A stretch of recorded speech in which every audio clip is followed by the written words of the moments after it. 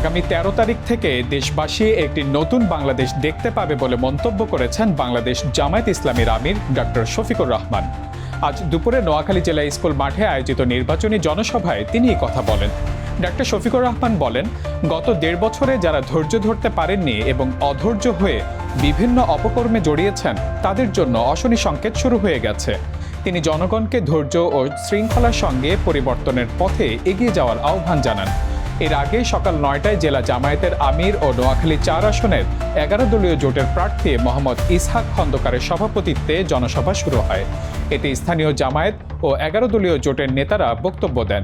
ইসহাক খন্দকার জানান, নোয়াখালীতে জনসভা শেষে জামায়াত আমির লক্ষ্মীপুর, বিকেলে কুমিল্লার লাকসাম এবং সন্ধ্যায় কুমিল্লা টাউন হল ময়দানে পৃথক নির্বাচনী জনসভায় বক্তব্য দেবেন। জনসভায় জামায়াত ও সহযোগী সংগঠনের কেন্দ্রীয় নেতারাও উপস্থিত ছিলেন।